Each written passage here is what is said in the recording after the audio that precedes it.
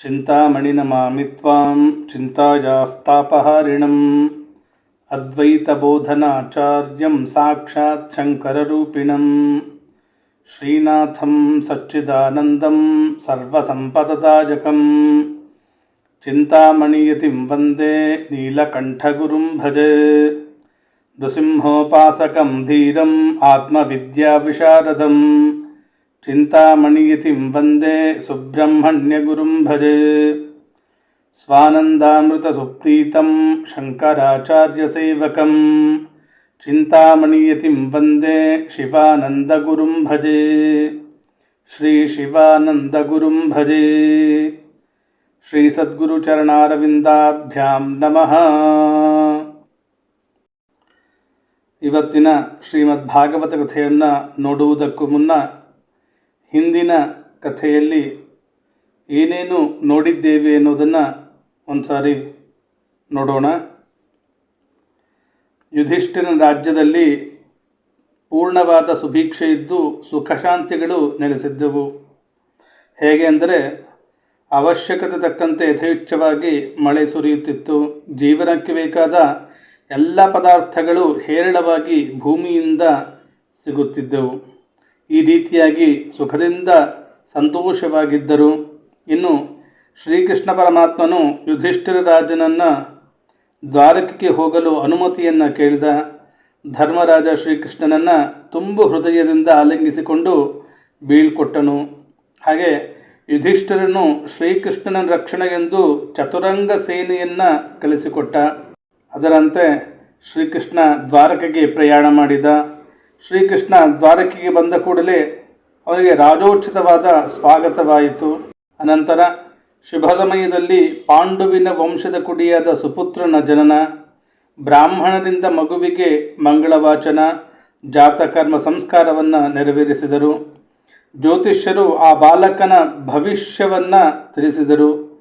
ಆ ಮಗು ಮುಂದೆ ಪರೀಕ್ಷಿತ ಎಂಬ ಹೆಸರಿನಿಂದ ವಿಖ್ಯಾತನಾದನು. ನಂತರ ಯುಧಿಷ್ಠಿರ ರಾಜನು 3 ಅಶ್ವಮೇಧ ಯಜ್ಞಗಳನ್ನು ಮಾಡಿದ್ದನು. ಇಲ್ಲಿಯವರೆಗೆ ಶ್ರೀಮದ್ ಭಾಗವತವನ್ನು ಕೇಳಿದ್ದೀರಿ. ಈ ಮುಂದಿನ ಕಥೆಯನ್ನು ನೋಡೋಣ.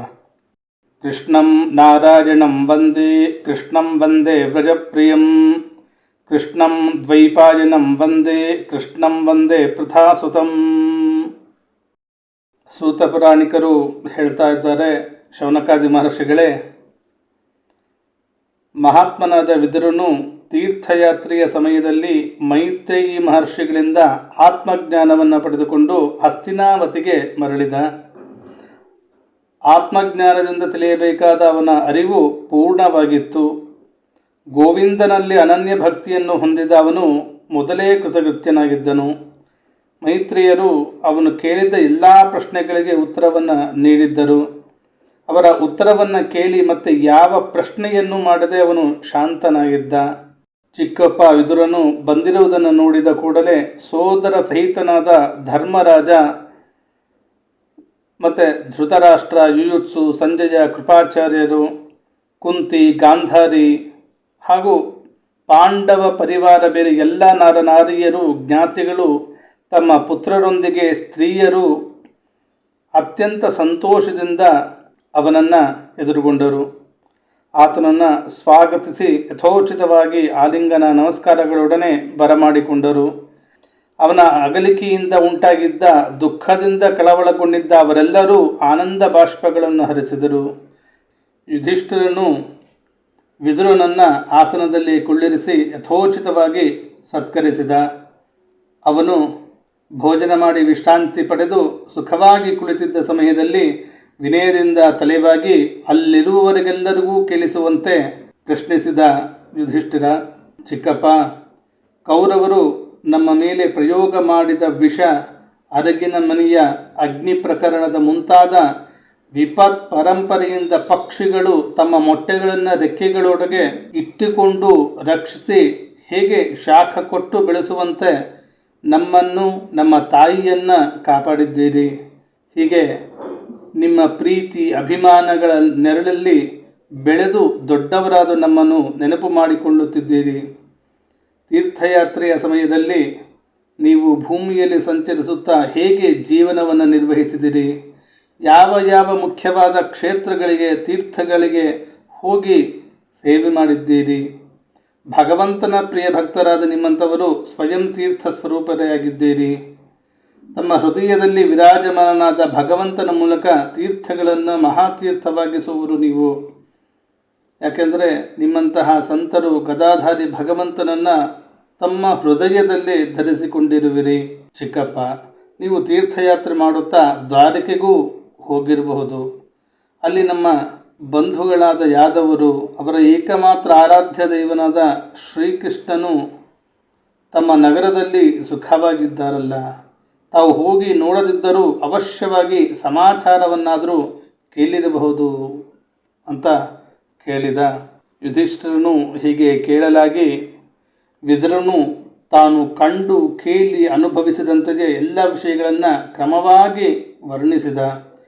ಕೇವಲ ಯದುವಂಶೀಯರ ವಿನಾಶದ ಮಾತನ್ನು ಮಾತ್ರ ಹೇಳಲಿಲ್ಲ. ಯಾಕಂತಂದರೆ ಕರುಣಾಪೂರ್ಣ ಹೃದಯನಾದ ವಿದುರನು ಯಾದವರ ಸಂಹಾರದ ಮಾತನ್ನು ಪಾಂಡವರಿಗೆ ಅತೀವ ಕಷ್ಟವಾಗ್ತದೆ ಮತ್ತು ಪಾಂಡವರನ್ನು ದುಃಖಿತರನ್ನಾಗಿ ನೋಡಲು ಆ ವಿದುರ ಬಯಸುತ್ತಿರಲಿಲ್ಲ. ಅದಕ್ಕಾಗಿ ಅವನು ಈ ಅಪ್ರಿಯ ಅಸಹ್ಯ ಘಟನೆಯನ್ನು ಪಾಂಡವರಿಗೆ ಹೇಳಲಿಲ್ಲ. ಯಾಕಂದರೆ ಅದು ತಾನಾಗಿ ತಿಳಿದು ಬರುವ ವಿಚಾರವಷ್ಟೇ ಅಂತ. ಇನ್ನು ಪಾಂಡವರು ವಿದುರನನ್ನು ದೇವರಂತೆ ಸೇವೆ ಸತ್ಕಾರ ಮಾಡುತ್ತಿದ್ದರು. ಅವರು ಕೆಲ ದಿನಗಳವರೆಗೆ ಹಿರಿಯನ್ನ ಧೃತರಾಷ್ಟ್ರನ ಶ್ರೇಯಸ್ಸನ್ನು ಬಯಸುತ್ತಾ ಸುಖವಾಗಿ ಹಸ್ತಿನಾಪುರದಲ್ಲೇ ಇದ್ದರು. ವಿದುರನಾದರೂ ಸಾಕ್ಷಾತ್ ಯಮಧರ್ಮನೇ ಆಗಿದ್ದರೂ ಮಾಂಡವ್ಯ ಋಷಿಯ ಶಾಪದಿಂದ ಇವರು 100 ವರ್ಷಗಳವರೆಗೆ ಶೂದ್ರರಂತೆ ಇದ್ದರು. ಹಿಂದೆ ಮಾಂಡವ್ಯ ಮಹರ್ಷಿಗಳು ಆಶ್ರಮದಲ್ಲಿ ಧ್ಯಾನಾಸಕ್ತರಾಗಿದ್ದಾಗ ಕೆಲವು ಕಳ್ಳರು ರಾಜಭಟರ ಕೈಗೆ ಸಿಕ್ಕಿಬಿದ್ದರು. ಅಲ್ಲಿ ಕಳ್ಳರ ಕೆಲಸದಲ್ಲಿ ಮಾಂಡವ್ಯ ಮಹರ್ಷಿಗಳದೂ ಪಾತ್ರ ಇರಬೇಕು ಅಂತ ಭಾವಿಸಿ ರಾಜನು ಮಾಂಡವ್ಯರಿಗೆ ಶೂಲಕ್ಕೇರಿಸುವ ದಂಡವನ್ನು ವಿಧಿಸುತ್ತಾನೆ. ತನ್ನ ತಪ್ಪನ್ನು ತಿಳಿದ ಕೂಡಲೇ ರಾಜನು ಮಹರ್ಷಿಗಳನ್ನು ಶೂಲದಿಂದ ಇಳಿಸಿ ಅವರ ಕ್ಷಮಾಪಣೆಯನ್ನು ಯಾಚಿಸ್ತಾನೆ. ಮಾಂಡವ್ಯರು ಯಮಧರ್ಮನ ಬಳಿಗೆ ಹೋಗಿ, ನನಗೆ ಯಾವ ಪಾಪಕ್ಕಾಗಿ ಈ ದಂಡನೆಯನ್ನು ಕೊಟ್ಟಿದ್ದೀಯಾ ಅಂತ ಪ್ರಶ್ನಿಸ್ತಾರೆ.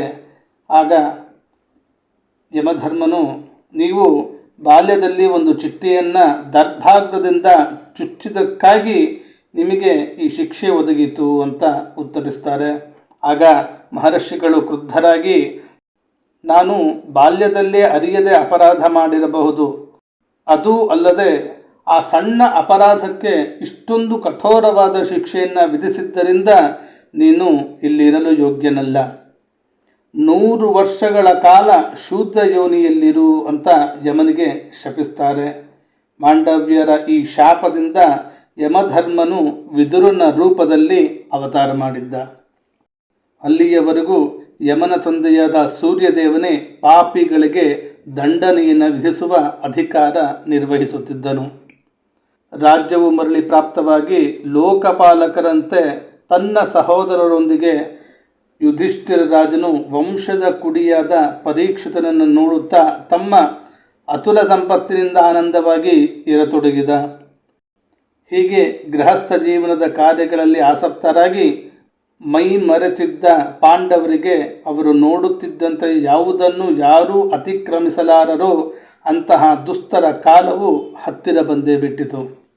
ಆಗ ಕಾಲದ ಗತಿಯನ್ನು ಪರಿಶೀಲಿಸಿದ ವಿದುರ ಅಣ್ಣನಾದ ಧೃತರಾಷ್ಟ್ರನ ಬಳಿಗೆ ಹೋಗಿ ಹೇಳ್ತಾನೆ, ಭಯಂಕರವಾದ ಕಾಲ ಬಂದು ಬಿಟ್ಟಿದೆ. ಆದ್ದರಿಂದ ನೀನು ಶೀಘ್ರವಾಗಿ ಇಲ್ಲಿಂದ ಹೊರಟು ಬಿಡು. ಯಾರಿಂದಲೂ ಪರಿಹರಿಸಲಾರದ, ತಡೆಯಲಾರದ, ಬದಲಾಯಿಸಲಾರದ ಈ ಸರ್ವ ಸಮರ್ಥವಾದ ಕಾಲವು ನಮ್ಮೆಲ್ಲರ ತಲೆಯ ಮೇಲೆ ಸುತ್ತುತ್ತಿದೆ. ಕಾಲಕ್ಕೆ ವಶೀಭೂತನಾದ ಜೀವನು ತನಗೆ ಪ್ರಿಯವಾಗಿರುವ ಪ್ರಾಣಗಳನ್ನು ನೋಡುತ್ತಲೇ ತೊರೆಯಬೇಕಾಗಿರುವಾಗ ಇನ್ನು ಹಣ, ಜನ, ಹೀಗೆ ಮುಂತಾದ ವಸ್ತುಗಳ ಬಗ್ಗೆ ಹೇಳುವುದೇನಿದೆ? ನಿಮ್ಮ ಚಿಕ್ಕಪ್ಪ, ದೊಡ್ಡಪ್ಪ, ತಂದೆ, ಸಹೋದರ, ಸಂಬಂಧಿಗಳು, ಪುತ್ರರು, ಹೀಗೆ ಎಲ್ಲರೂ ಹತರಾದರು. ನೀವೂ ಮುದುಕರಾಗಿ ವಯಸ್ಸು ಸಂದು ಹೋಯಿತು. ಬೇರೆಯವರ ಮನೆಯಲ್ಲಿ ವಾಸಿಸುತ್ತಿದ್ದೀಯ. ಈ ಪ್ರಾಣಿಗಳಿಗೆ ಹೇಗಾದರೂ ಬದುಕಿರಬೇಕೆಂಬ ಆಸೆ ಎಷ್ಟು ಪ್ರಬಲವಾಗಿದೆ. ಆದ್ದರಿಂದಲೇ ನೀನು ಭೀಮಸೇನನು ಅಸಡ್ಡೆಯಿಂದ ಹಾಕಿದ ಕೂಳನ್ನು ತಿನ್ನುತ್ತಾ ನಾಯಿಯಂತೆ ಬದುಕುತ್ತಿದ್ದೀಯ. ಯಾರನ್ನು ನೀನು ಬೆಂಕಿಯಿಂದ ಸುಡಬೇಕೆಂದು ಬಯಸುತ್ತಿದ್ದೆಯೋ, ವಿಷವನ್ನಿಟ್ಟು ಸಾಯಿಸಲು ಇಚ್ಛಿಸಿದೆಯೋ, ತುಂಬಿದ ಸಭೆಯಲ್ಲಿ ಯಾರ ಪತ್ನಿಗೆ ಅಪಮಾನ ಮಾಡಿದೆಯೋ, ಯಾರ ಭೂಮಿಯನ್ನು ಕಿತ್ತುಕೊಂಡೆಯೋ ಅವರೇ ಇಂದು ಹಾಕಿದ ಕೂಳಿನಿಂದ ಬದುಕಿರುವ ಪ್ರಾಣಗಳಿಗೆ ಗೌರವವಿದೆಯೇ? ಇಷ್ಟಿದ್ದರೂ ನೀನು ಬದುಕಬೇಕೆಂದು ಬಯಸುವೆಯಲ್ಲ. ನಿನ್ನ ಅಜ್ಞಾನ ಮೀರಿ ಹೋಗಿದೆ. ಆದರೆ ನೀನು ಬಯಸುವುದರಿಂದ ಏನಾಗುತ್ತದೆ? ಹಳೆಯ ಬಟ್ಟೆಯಂತೆ ಮುದಿತನದ ಶರೀರ ಬಯಸದೆಯೇ ಕ್ಷೀಣಿಸಿದೆ. ಈಗ ಈ ಶರೀರದಿಂದ ನಿನ್ನ ಯಾವುದೇ ಸ್ವಾರ್ಥವೂ ಸಾಧಿಸಲಾಗುವುದಿಲ್ಲ. ಇದರಲ್ಲಿ ಇನ್ನು ಸಿಕ್ಕಿ ಮೋಸ ಹೋಗಬೇಡ. ಇದರ ಮಮತೆಯನ್ನು ಕತ್ತರಿಸಿಬಿಡು. ಪ್ರಪಂಚದ ಸಂಬಂಧಿಗಳಿಂದ ವಿರಕ್ತನಾಗಿ ಯಾರಿಗೂ ತಿಳಿಯದಂತೆ ತನ್ನ ಶರೀರವನ್ನು ತ್ಯಜಿಸುವವನು ಧೀರ. ತನ್ನ ಅರಿವಿನಿಂದಾಗಲಿ ಬೇರೆಯವರ ಸಲಹೆಯಿಂದಾಗಲಿ ಈ ಸಂಸಾರವು ದುಃಖ ರೂಪವೆಂದು ತಿಳಿದು ಇದರಿಂದ ವಿರಕ್ತನಾಗುವವನು ತನ್ನ ಅಂತಃಕರಣವನ್ನು ವಶಪಡಿಸಿಕೊಂಡು ಹೃದಯದಲ್ಲಿ ಭಗವಂತನನ್ನು ಧರಿಸಿ ಸನ್ಯಾಸಿಯಾಗಿ ಮನೆ ಬಿಟ್ಟು ಹೊರಡುವವನು ಮನುಷ್ಯರಲ್ಲಿ ಉತ್ತಮನು. ಮುಂದೆ ಬರಲಿರುವ ಕಾಲವು ಪ್ರಾಯಶಃ ಮನುಷ್ಯರ ಗುಣಗಳನ್ನು ಮಟ್ಟವನ್ನಿಳಿಸುವುದೇ ಆಗಿದೆ. ಅದಕ್ಕಾಗಿ ನೀನು ನಿನ್ನ ಕುಟುಂಬದವರಿಗೆ ತಿಳಿಯದೆ ಉತ್ತರಾಖಂಡಕ್ಕೆ ಹೊರಟು ಹೋಗು. ವಿದುರನು ಧೃತರಾಷ್ಟ್ರನಿಗೆ ಹೀಗೆ ತಿಳಿಸಿದಾಗ ಅವನ ಜ್ಞಾನದ ಕಣ್ಣು ತೆರೆಯಿತು. ಅವನು ಬಂಧು ಬಾಂಧವ ಮಿತ್ರರಲ್ಲಿದ್ದ ದೃಢವಾದ ಸ್ನೇಹ ಪಾಶವನ್ನು ಕತ್ತರಿಸಿ ತಮ್ಮನು ತೋರಿದ ಮಾರ್ಗವನ್ನು ಅನುಸರಿಸಿ ಹೊರಟು ಬಿಟ್ಟನು. ಶೂರನಿಗೆ ಧರ್ಮಯುದ್ಧದಲ್ಲಿ ಬೀಳುವ ಏಟುಗಳು ಸಂತೋಷವುಂಟು ಮಾಡುವಂತೆ ಪತಿಯು ಸನ್ಯಾಸಿಗಳಿಗೆ ಪರಮಸುಖದಾಯಕ ಹಿಮಾಲಯದ ಯಾತ್ರೆಯನ್ನು ಕೈಗೊಂಡಿರುವುದನ್ನು ನೋಡಿ ಪತಿವ್ರತೆಯಾದ ಗಾಂಧಾರಿ ಪತಿಯನ್ನನುಸರಿಸಿ ಹೊರಟು ಬಿಟ್ಟಳು. ಅಜಾತಶತ್ರುವಾದ ಯುಧಿಷ್ಠಿರನು ಪ್ರಾತಃ ಕಾಲ ಸಂಧ್ಯಾವಂದನೆ ಅಗ್ನಿಹೋತ್ರಾದಿ ನಿತ್ಯ ಕರ್ಮಗಳನ್ನು ಪೂರೈಸಿ ಬ್ರಾಹ್ಮಣನಿಗೆ ನಮಸ್ಕಾರ ಮಾಡಿ ಗೋವು ಭೂಮಿ ಸುವರ್ಣ ಮುಂತಾದವುಗಳನ್ನು ದಾನ ಮಾಡಿದ. ಅನಂತರ ಗುರು ಹಿರಿಯರಿಗೆ ವಂದಿಸುವುದಕ್ಕಾಗಿ ಅರಮನೆಗೆ ಹೋಗ್ತಾನೆ. ಅಲ್ಲಿ ಅವನಿಗೆ ಧೃತರಾಷ್ಟ್ರ, ವಿದುರ, ಗಾಂಧಾರಿ ದರ್ಶನವಾಗಲಿಲ್ಲ. ಯುಧಿಷ್ಠರನು ಕಳವಳಗೊಂಡು ಅಲ್ಲೇ ಕುಳಿತಿದ್ದ ಸಂಜಯನನ್ನು, ಸಂಜಯ, ವೃದ್ಧರು ಅಂಧರೂ ಆದ ದೊಡ್ಡಪ್ಪ ಧೃತರಾಷ್ಟ್ರ ಎಲ್ಲಿ? ಪುತ್ರ ಶೋಕದಿಂದ ಪೀಡಿತಳಾಗಿ ಕೊರಗುತ್ತಿದ್ದ ದೊಡ್ಡಮ್ಮ ಗಾಂಧಾರಿಯವರು, ಪರಮಹಿತೈಷಿಗಳಾದ ಚಿಕ್ಕಪ್ಪ ವಿದುರರು ಎಲ್ಲಿಗೆ ಹೋದರು? ನಮ್ಮ ತಂದೆ ಪಾಂಡುವು ಸ್ವರ್ಗಸ್ಥರಾದಾಗ ನಾವುಗಳು ಇನ್ನೂ ಸಣ್ಣ ಮಕ್ಕಳಾಗಿದ್ದೆವು. ಆಗ ಈ ದೊಡ್ಡಪ್ಪ ಚಿಕ್ಕಪ್ಪ ಇವರುಗಳೇ ನಮ್ಮನ್ನು ನಾನಾ ದುಃಖಗಳಿಂದ ಪಾರುಗೊಳಿಸಿ ಪ್ರೀತಿಯಿಂದ ಕಾಪಾಡಿದ್ದರು. ಅವರು ಈಗ ಎಲ್ಲಿ? ಅಯ್ಯೋ ದೇವರೇ, ಅವರೀಗ ಎಲ್ಲಿಗೆ ಹೋಗಿದ್ದಾರೆ ಅಂತ ತಿಳಿತಾ ಇಲ್ಲ ಅಂತ ಕೇಳ್ತಾನೆ. ಸಂಜಯನು ತನ್ನ ಪ್ರಭುವಾದ ಧೃತರಾಷ್ಟ್ರನನ್ನು ಕಾಣದೆ ಕರುಣೆ ಸ್ನೇಹಗಳಿಂದ ಕುಗ್ಗಿ ಅಗಲಿಕೆಯ ದುಃಖದಿಂದ ಕೊರಗುತ್ತಾ ಧೃತರಾಷ್ಟ್ರನಿಗೆ ಯಾವ ಉತ್ತರವನ್ನೂ ಕೊಡಲಾಗಲಿಲ್ಲ.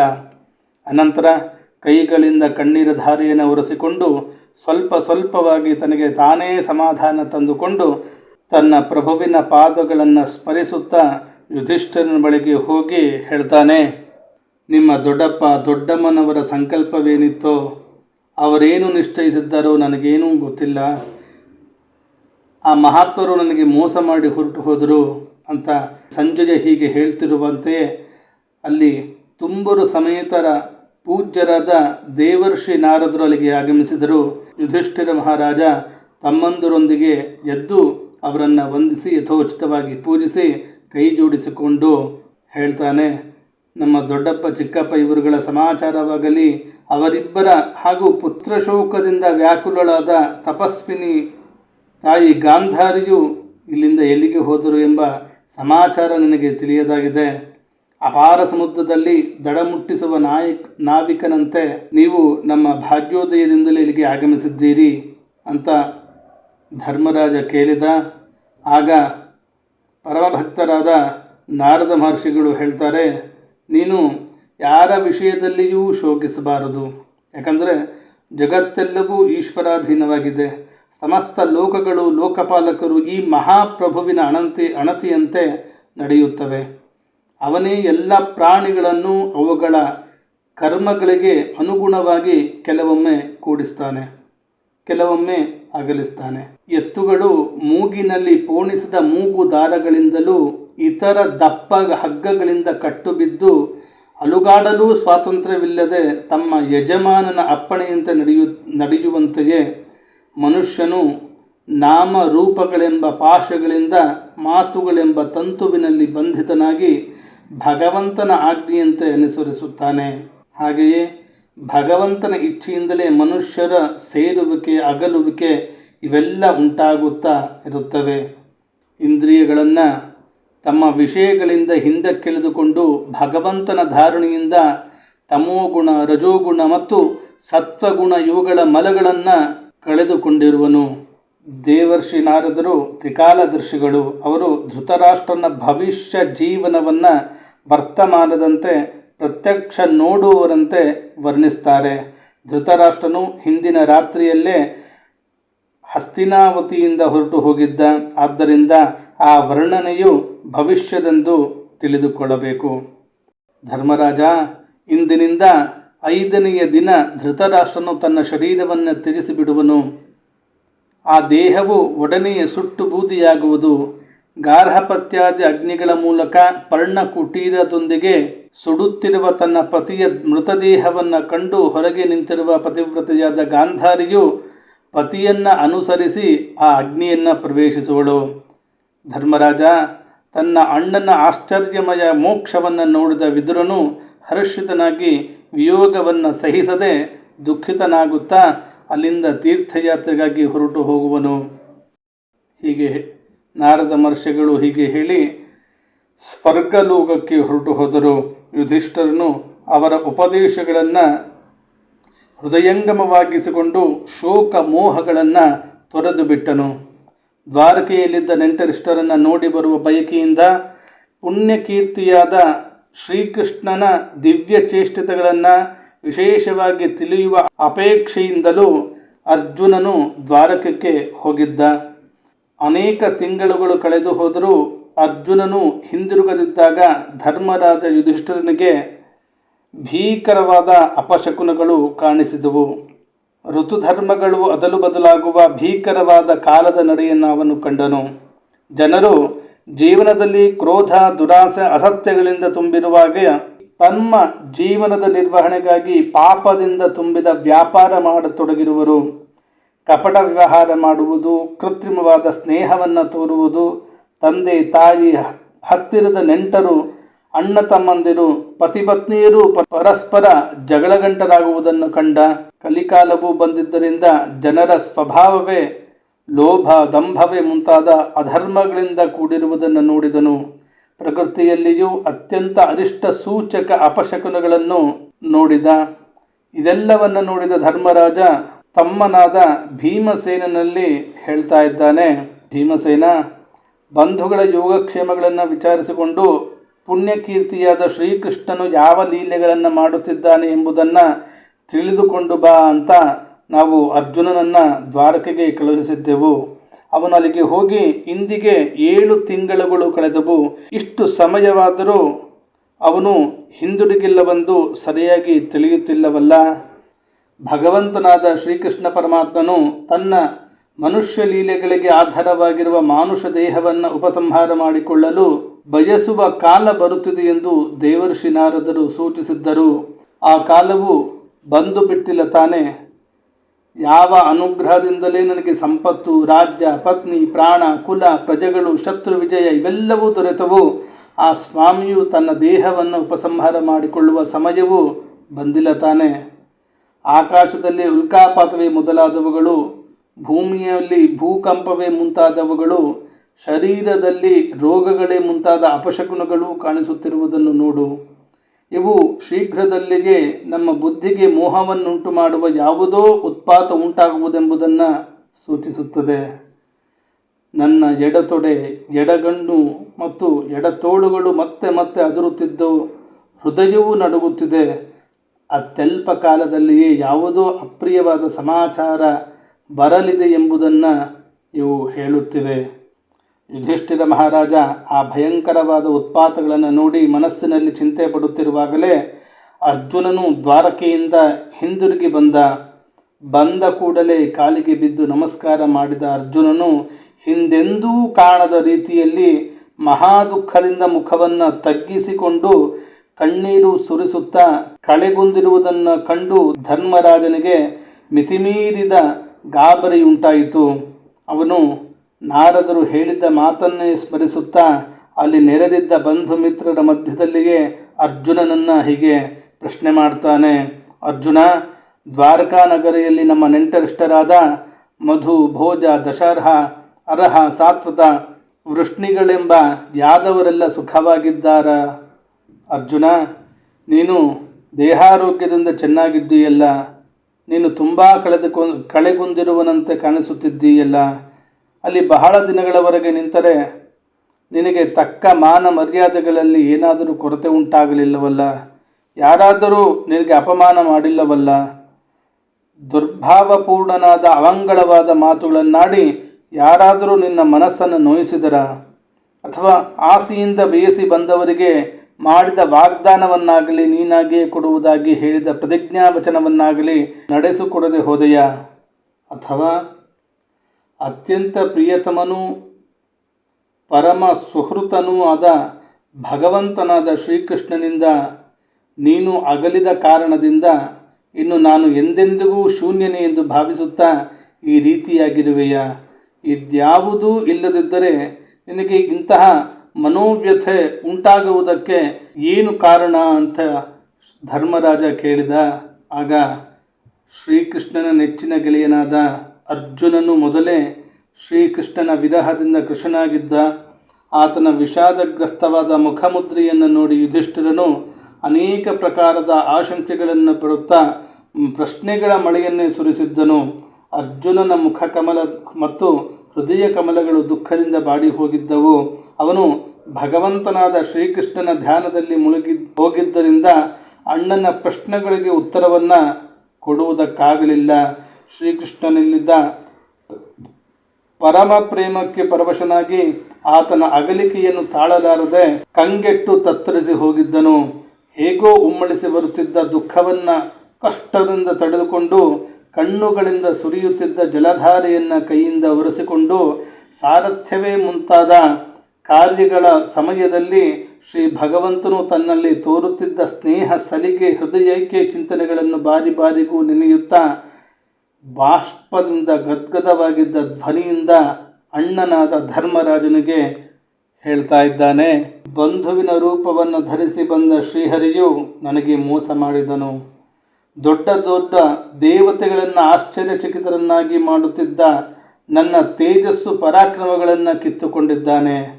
ಯಾರ ಆಸರಿಯಿಂದ ದ್ರೌಪದಿ ಸ್ವಯಂವರಕ್ಕೆ ದೃಪದನಲ್ಲಿಗೆ ಬಂದ ಕಾಮೋನ್ಮತ್ತ ರಾಜರುಗಳ ತೇಜಸ್ಸನ್ನು ನಾನು ಕಸಿದುಕೊಳ್ಳುತ್ತಾ ಧನುಷ್ಯಕ್ಕೆ ಬಾಣ ಹೂಡಿ ಮತ್ಸ್ಯಯಂತ್ರವನ್ನು ಭೇದಿಸಿ ದ್ರೌಪದಿಯನ್ನು ಪಡೆದನೋ ಆ ಮಹಾಪುರುಷನು ನನಗೆ ಮೋಸ ಮಾಡಿದ್ದಾನೆ.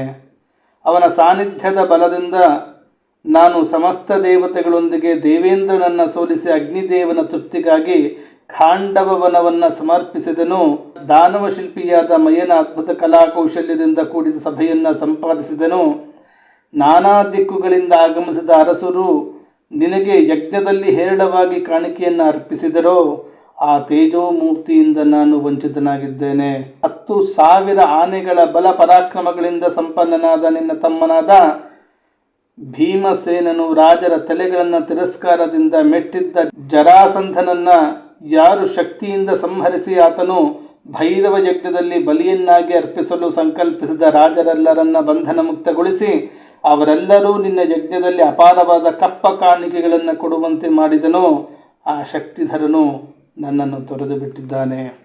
ರಾಜಸೂಯ ಯಜ್ಞದ ಅಭಿಷೇಕ ಜಲದಿಂದ ಪವಿತ್ರವಾಗಿದ್ದ ದ್ರೌಪದಿಯ ಸಿರಿಮುಡಿಯನ್ನು ದುರಾತ್ಮರು ತುಂಬಿದ ಸಭೆಯಲ್ಲಿ ಮುಟ್ಟುವ ಸಾಹಸವನ್ನು ಮಾಡಿದಾಗ ಆಕೆಯು ಕೆದರಿದ ತಲೆ ಕೂದಲುಗಳಿಂದ ತುಂಬಿದ ಕಣ್ಣೀರಿನಿಂದ ಶ್ರೀಕೃಷ್ಣನ ಚರಣಗಳಲ್ಲಿ ಬಿದ್ದು ಬೇಡಿಕೊಂಡಾಗ ಅವರ ಮುಂದೆ ಘೋರ ಅಪಮಾನದ ಪ್ರತೀಕಾರ ಮಾಡುವ ಪ್ರತಿಜ್ಞೆಯನ್ನು ಮಾಡಿ ಆ ಧೂರ್ತರ ಸ್ತ್ರೀಯರನ್ನು ವಿಧವೆಯರನ್ನಾಗಿ ಮಾಡಿ ತಮ್ಮ ಮುಡಿಯನ್ನು ತಾವೇ ಬಿಚ್ಚಿಕೊಳ್ಳುವಂತೆ ಮಾಡಿದ ಆ ಸತ್ಯ ಸಂಕಲ್ಪನೂ ಸಮರ್ಥನೂ ಆದ ಸ್ವಾಮಿಯು ನನ್ನನ್ನು ತೊರೆದು ಹೋದನು. ಮಿತ್ರಶ್ರೇಷ್ಠನು, ಪ್ರಿಯಮಿತ್ರನು, ಸುಹೃದನೂ ಆದ ಆ ಪರಮ ಪುರುಷೋತ್ತಮನನ್ನು ಕಳೆದುಕೊಂಡು ಶೂನ್ಯ ಹೃದಯನಾಗಿ ನಾನು ಆ ಭಗವಂತನ ಪತ್ನಿಯರನ್ನು ದ್ವಾರಕೆಯಿಂದ ಜೋಪಾನವಾಗಿ ತರುತ್ತಿದ್ದಾಗ ಮಾರ್ಗ ಮಧ್ಯದಲ್ಲಿ ಕೆಲವು ಕೀಳು ಮಟ್ಟದ ಗೊಲ್ಲರು ನನ್ನನ್ನು ಒಂದು ಅಬಲೆಯಂತೆ ಸೋಲಿಸಿಬಿಟ್ಟರು. ಆ ಸ್ತ್ರೀಯರನ್ನು ಸಂರಕ್ಷಿಸಲಾರದೆ ಹೋಗಿದ್ದೇನೆ. ಯಾವುದರ ಮುಂದೆ ದೊಡ್ಡ ದೊಡ್ಡ ರಾಜರೂ ತಲೆ ತಗ್ಗಿಸುತ್ತಿದ್ದರೋ ಅದೇ ಗಾಂಧೀವ ಧನಸ್ಸು, ಅದೇ ಬಾಣಗಳು, ಅದೇ ರಥ, ಅದೇ ಕುದುರೆಗಳು. ಅತಿರಥಿಯಾದ ನಾನೂ ಆ ಹಿಂದಿನವನೇ. ಆದರೆ ಶ್ರೀಕೃಷ್ಣನನ್ನು ಕಳೆದುಕೊಂಡಿದ್ದರಿಂದ ಅವೆಲ್ಲವೂ ಕ್ಷಣ ಮಾತ್ರದಲ್ಲಿ ಬೂದಿಯಲ್ಲಿ ಮಾಡಿದ ಹೋಮದಂತೆ, ನೀಚನಿಗೆ ಮಾಡಿದ ಸೇವೆಯಂತೆ, ಮರುಭೂಮಿಯಲ್ಲಿ ಬಿತ್ತಿದ ಬೀಜದಂತೆ ವ್ಯರ್ಥವಾಗಿ ಹೋಗಿವೆ. ದ್ವಾರಕಾವಾಸಿಗಳಾದ ನಮ್ಮ ಸುಹೃತ್ ಸಂಬಂಧಿಗಳ ಕುರಿತು ನೀನು ಕುಶಲ ಪ್ರಶ್ನೆಯನ್ನು ಮಾಡಿದ್ದೆ. ಆ ಯಾದವರೆಲ್ಲರೂ ಬ್ರಾಹ್ಮಣರ ಶಾಪದಿಂದ ಬುದ್ಧಿಯನ್ನು ಕಳೆದುಕೊಂಡು ವಾರುಣಿ ಎಂಬ ಮದ್ಯವನ್ನು ಕುಡಿದು ಮದೋನ್ಮತ್ತರಾಗಿ ಅಪರಿಚಿತರಂತೆ ಒಬ್ಬರು ಮತ್ತೊಬ್ಬರನ್ನು ಮುಷ್ಟಿಗಳಿಂದಲೂ ಶಸ್ತ್ರಾಸ್ತ್ರಗಳಿಂದಲೂ ಪರಸ್ಪರ ಹೊಡೆದಾಡಿಕೊಂಡು ಸತ್ತು ಹೋಗಿದ್ದಾರೆ. ಅವರಲ್ಲಿ ಕೇವಲ 4-5 ಮಂದಿ ಮಾತ್ರ ಉಳಿದಿರುವರು. ಭಗವಂತನು ಮಹಾಬಲಿಷ್ಠರಾಗಿದ್ದ ಯಾದವರ ಮೂಲಕ ಇತರ ರಾಜರನ್ನು ಸಂಹಾರ ಮಾಡಿ ಕೊನೆಗೆ ಆ ಯದುವಂಶೀಯರಲ್ಲೇ ಒಬ್ಬರು ಮತ್ತೊಬ್ಬರನ್ನು ಕೊಂದು ಹಾಕುವಂತೆ ಮಾಡಿ ಪೂರ್ಣವಾಗಿ ಭೂಭಾರವನ್ನು ಇಳಿಸಿದ ಭಗವಂತನಾದ ಶ್ರೀಕೃಷ್ಣನು ನನಗೆ ಮಾಡಿದ ಉಪದೇಶವು ಸಮಯ, ಸನ್ನಿವೇಶ, ಸಂದರ್ಭ, ಉದ್ದೇಶಗಳಿಗೆ ಅನುಗುಣವಾಗಿ ಹೃದಯದ ಸಂತಾಪವನ್ನು ಶಾಂತಗೊಳಿಸುವಂತಿತ್ತು. ಅದು ಸ್ಮರಣೆಗೆ ಬಂದು ನನ್ನ ಚಿತ್ತವು ಸೋರೆಗೊಳ್ಳುತ್ತದೆ. ಹೀಗೆ ಭಗವಂತನಾದ ಶ್ರೀಕೃಷ್ಣನ ಅಡಿದಾವರೆಗಳನ್ನು ಪ್ರಗಾಢವಾದ ಭಕ್ತಿಯಿಂದ ಸ್ಮರಿಸುತ್ತಿರುವಂತೆಯೇ ಅರ್ಜುನನ ಬುದ್ಧಿಯು ತಿಳಿಯಾಗಿ ಪ್ರಶಾಂತವಾಗಿ ಬಿಟ್ಟಿತು. ಶ್ರೀಕೃಷ್ಣನ ಚರಣ ಕಮಲಗಳನ್ನು ಹಗಲಿರುಳು ಚಿಂತಿಸುವುದರಿಂದ ಅವನಲ್ಲಿ ಪ್ರೇಮ ಭಕ್ತಿಯು ಹೆಚ್ಚಾಗಿ ಬೆಳೆಯಿತು.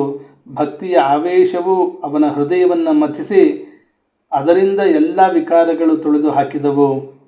ಯುದ್ಧದ ಪ್ರಾರಂಭದಲ್ಲಿ ಭಗವಂತನು ಅವನಿಗೆ ಮಾಡಿದ ಗೀತೋಪದೇಶದ ಜ್ಞಾನವು ಕಾಲ, ಕರ್ಮ, ತಮೋಗುಣಗಳ ಪ್ರಭಾವದಿಂದ ಅಲ್ಲಿಯವರೆಗೆ ಮರೆಯಾಗಿದ್ದು ಈಗ ಮತ್ತೆ ಪುನಃ ಅವನ ಸ್ಮೃತಿಪಥವನ್ನು ಬೆಳಗಿತು. ಬ್ರಹ್ಮಜ್ಞಾನದ ಪ್ರಾಪ್ತಿಯಿಂದ ಮಾಯೆಯ ಆವರಣವು ಕಳಚಿ ಬಿಟ್ಟಿತು. ತ್ರಿಗುಣಾತೀತ ಅವಸ್ಥೆಯು ಅವನಿಗೆ ಉಂಟಾಯಿತು. ಅವನ ಸೂಕ್ಷ್ಮ ಶರೀರ ಭಂಗವಾಯಿತು.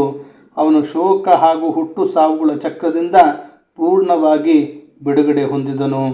ಭಗವಂತನ ಸ್ವಧಾಮಕ್ಕೆ ತೆರಳಿದ ವೃತ್ತಾಂತವನ್ನು ಹಾಗೂ ಯದುಕುಲ ಸಂಹಾರದ ಸಮಾಚಾರವನ್ನು ಕೇಳಿ ಯುಧಿಷ್ಠಿರನು ನಿಶ್ಚಲ ಬುದ್ಧಿಯಿಂದ ಸ್ವರ್ಗಾರೋಹಣವನ್ನು ನಿಶ್ಚಯಿಸಿದ.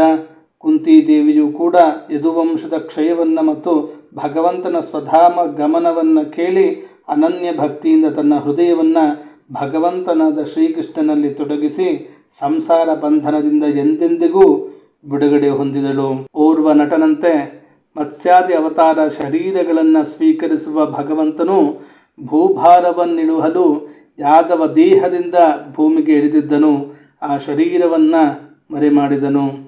ಶ್ರವಣಮಂಗಳವಾದ ದಿವ್ಯ ಲೀಲೆಗಳನ್ನು ಯಾವ ದೇಹದಿಂದ ನಡೆಸಿದ್ದನೋ ಆ ದೇಹವನ್ನು ಭಗವಂತನು ಭೂಮಿಯಲ್ಲಿ ತ್ಯಜಿಸಿದ ದಿನದಿಂದಲೇ ಅವಿವೇಕಿಗಳನ್ನು ಅಧರ್ಮದಲ್ಲಿ ಸಿಲುಕಿಸುವಂತಹ ಕಲಿಯುಗವು ಪ್ರಾರಂಭವಾಯಿತು.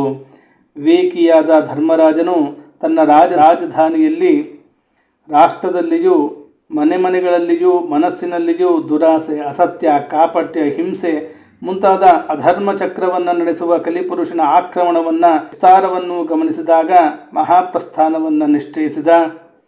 ವಿನಯ ಸಂಪನ್ನನಾಗಿದ್ದ ಗುಣಸಂಪತ್ತಿನಿಂದ ತನ್ನನ್ನೇ ಸೇರಿ ಹೋಲುತ್ತಿದ್ದ ಮೊಮ್ಮಗನಾದ ಪರೀಕ್ಷಿತನನ್ನು ಸಮುದ್ರ ಪರ್ಯಂತವಾದ ಭೂಮಿಯ ಸಾಮ್ರಾಜ್ಯ ಪದವಿಯಲ್ಲಿ ಕುಳ್ಳಿರಿಸಿ ಹಸ್ತಿನಾವತಿಯಲ್ಲಿ ಪಟ್ಟಾಭಿಷೇಕ ಮಾಡಿದ.